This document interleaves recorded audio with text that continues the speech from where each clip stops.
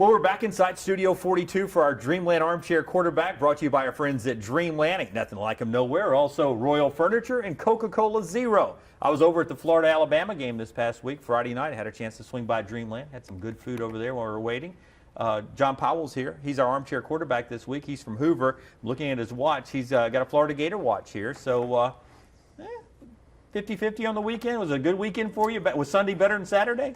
No, Saturday's fine. We did okay. It was impressive that we have improved, but Alabama showed some weaknesses I hadn't seen before, so I was surprised at that. But I thought overall the game was good for both sides, and the fact that Alabama showed a passing game they hadn't really shown before, and they still have their running game when they get that going. And then, but the penalties, Florida usually has a lot more penalties than their opponent, but this time Alabama had more, which was a surprise. And then the other thing was the fact that Alabama showed a passing game we hadn't really seen in a long time. And so they're getting a balanced offense with their new offensive coordinator and stuff. And then Florida's improving over its injuries from last year.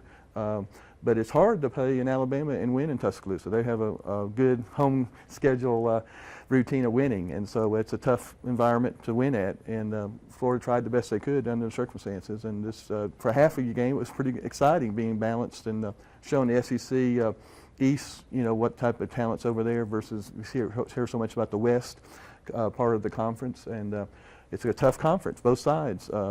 But I think the East side's a little weaker right now, and the West side looks very strong, and it's going to be interesting to see who are the two finalists to make the SEC championship. Now, you tell me your roots are back in Lakeland, Florida, so you went through Gainesville, right? Yes, So tell me, football back then in Gainesville compared to what it was under Coach Spurrier and what it was under Coach Meyer and where it is now. Is it how close are they to being back to Spurrier and Urban Meyer days right now? They're getting there. They're still, I think, kind of young, and they're also having some struggles with trying to work as a team of 11 when they're on the field. I think their special teams are still very good, but the offense needs some work. And the defense has been strong, but didn't do very good in the second half Saturday. So they're going to have to work on that. But I think Florida's coming back. Its problem is they're against South Carolina, Georgia, are two tough competitors. And it's going to be interesting to see who comes out with one loss or less on the East side because they're going to play each other. And it's going to be very tough assignments to that. And then we've added Texas A&M and Missouri, which are two new good quality teams now. So it's the best conference. I think this week in the top 25, like about 9 teams are listed. So for the SEC, and that shows how dominant people think of the SEC football teams this year. They're all pretty strong. And it's sad they're going to have to play each other and lose. Somebody's got to lose some of those games. So, my favorite part of going back in the day to the Swamp was always, what was it, Mr. Two Bits? Yes. Mr. Two Bits. Is he still with us? No, he kind of retired. What they do, they have honorary 2 bits every game, the home game, yeah. And it was exciting. He would start on the alumni side and come over to the student sides, and they would love him coming over. But what it was, he saw the students cheering, but he didn't see the alumni faculty side cheering. So he just got up from his seat and started this process, and he's been well-liked ever since. And it's just some of the traditions. The other thing is the Gator chop, and then the Swamp, being called the Swamp. That first game, Idaho, we got a swamp. The swamp was a swamp with all that rain. So it kind of lived up to its image. But no, it's an exciting place. What we have is all sports teams, women and men's teams, do well, and they excel. And Alabama's doing the same thing. I think since the Bear Bryant days, he's put a lot of money into women's sports and other sports, and hope they will continue to grow and develop baseball and different things. So we're seeing that the SEC not only is good in football, but it's good in all other sports, women and men's. Yeah, Billy Donovan, Mary Wise, my friend who's the volleyball coach, does a good job there. When you talk about Will Muschamp and people say hot seat, that's instantly the first thing that pops to their mind with Will Muschamp, that he's a guy that's got to get a certain number of wins this year or they're going to make a coaching change. Are you in favor of that it's got to be a certain type of season, or you make a change, or are you in the belief, let's let this guy build for a while?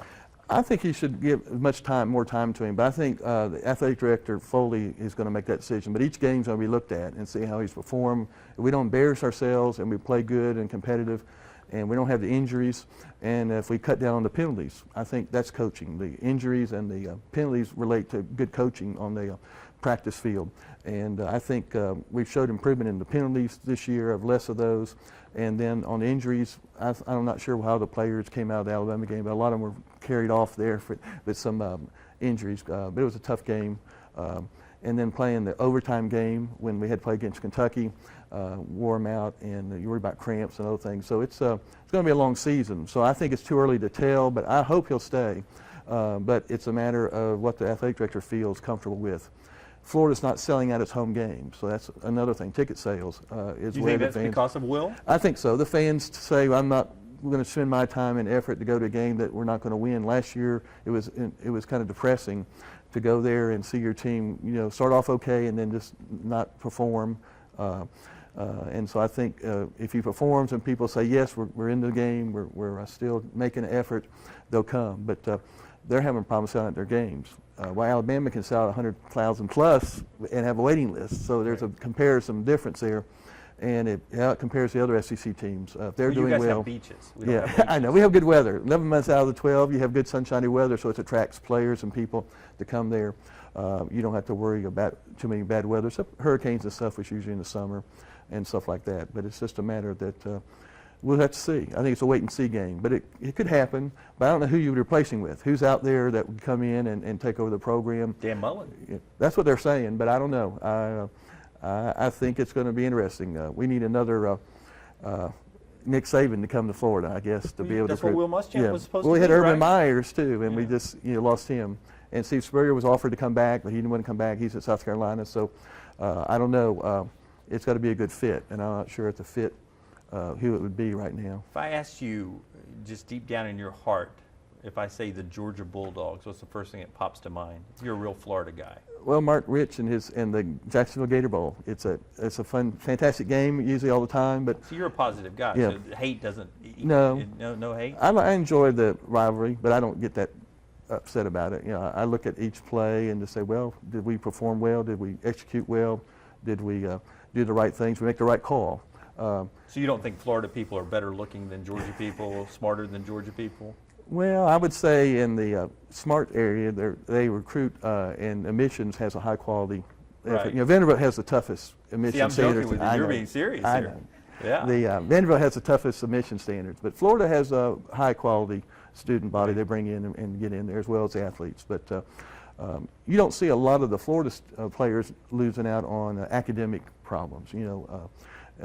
So I think that shows that they try and recruit quality football players, but also academically strong, and have a major that they want to come to Florida to develop under. Where do you stand on the whole schedule, unbalanced schedule, permanent cross-division rivals? Because you guys are stuck with an LSU team every year that's been pretty good for most of the time we've been in the division. Are you in favor of keeping that permanent cross-division rivalry, or would you like to see more of a balanced schedule? I like to keep it like it is. I think trying to get to 6 games, you need to have only 8 SEC opponents. As to how they develop those rather than 9, because that would make it tougher for more of the SEC teams to get 6 victories so they can go to a bowl game. Because we're going to beat up on each other, and because of that, we've got to have some other games we can win, and then try and do as best we can. Split the SEC games in half and win some of them, and maybe have to lose some of them. But it's just a matter that if you change any of that, I think you're going to see less of a crowd support, because some of these non-teams coming in, people don't show up for those games, Right. the non-conference games, and you have a lower attendance, which looks good bad on TV, plus ticket sales and things like that. So. What Florida has done this year is each game has a different price. So the SEC games are for higher price than the non-conference, teams games. So that's one thing that also has an impact on it. How much money people put out for a game. So. Do you miss Tennessee being good? Because they're in the 90s, where that was a sweet little rivalry. Oh yeah. I'm sorry that they've had a period where they've gone through different coaches and up and down situation. But a lot of it's recruiting and keeping a consistency, having the same coach around for 4 or 5 years. A person comes and sees his style. They go to their camps. I don't think people realize a lot of these camps that the coaches put on, they get a chance to really meet the coach, see how they practices and how they look at things, and that's important to a high school player. And so having a consistency and the same coach around and same coaching staff encourages a student to want to go there, as well as they have the academic programs that they offer. Some schools may not have the broad-based number of majors they're looking for. You always been a football fan, or is there a different Well, sport I used that to you're a play. fan I played of? tennis when You I was did? at Florida, and I liked the spring sports as well as I liked the football and basketball. I really enjoyed basketball a lot. Well, you got Billy Donovan. Yeah, oh yeah. It's But been fun. Oh yeah. Well, I remember when we had, in my day, we had the guy from LSU, It was exciting to watch him. He was exciting. You know, he scored like a record of 55 points in one game. It was just exciting to see this guy move around the court, and Pistol Pete. he could go through 4 players like they were just standing still. It's just interesting to see things like that. And in football, you had all these, you know, Tim Tebow, and you've had Dan Wolfel, and you've had Steve Spurrier and others. You had receivers. You know, we had a passing attack that was unbelievable. You know, I was thinking the game Saturday, Alabama and Florida. It looked like Steve Spurrier was doing the passing attack because the pinpoint accuracy. Yeah, the pinpoint accuracy was unbelievable. That Alabama, I hadn't seen that before. It was Lane Kiffin. You know, Alabama Lane Kiffin. Yeah. So I think they made a good move there. Yeah. And I don't know if you listen to radio, but there were a lot of Alabama fans who weren't happy when they got Lane Kiffin. Yeah. You know who's happy they got him today? Alabama fans. Yeah. They change a little bit. I know. Quick. They don't do that at Florida, right? There's still some that are holding back that they think Alabama has reached its full potential. They're used to having 28 points by halftime. Right. And you know, one year, I think 2 years ago, 0 was the other opponents. Was how many points they got. It was just a lot of 0 games. The defense was fantastic. So people were used to that, and they got spoiled. And I think their expectations are still the same. They want to see good offense, and they don't mind having a good running attack, and they love to see a defense hold the other opponents down. So. Dreamland is known for its ribs and everything, but it's got this banana pudding. Oh, it's great. You tried that Oh, before? yes. Yeah. They do a great job. All their foods, ribs as well as the vegetables and Yeah, stuff. banana pudding. Oh, it's just fantastic there. If I said one, are you a cake or a pie guy? Your favorite dessert? Not pudding. Pudding's off the table. Cake. Cake? Yeah. See, me too. Everybody I work with went pie. Cake for me. Give me a good cake. All right, that's John Powell. He's our armchair quarterback this week. Gator man, but he's realist. He says give Will Muschamp some more time if they don't embarrass themselves this year. Hang around here at WIAT. Check out the other armchair quarterbacks. There'll be more coming in weeks future. And as we get closer to the Iron Bowl, a chance to vote for this guy to get our grand prize of going to the Iron Bowl to watch Alabama and Auburn, where I think he'll be cheering for Alabama, he says, in the Iron Bowl. He'll be on stage with us. He's already got a wonderful recliner from our friends at Royal Furniture, a good package from Coca-Cola Zero, and a fun package from our friends at Dreamland. Thanks for being here, man. Thank you and the sponsors. No Thank problem. you. Thank you.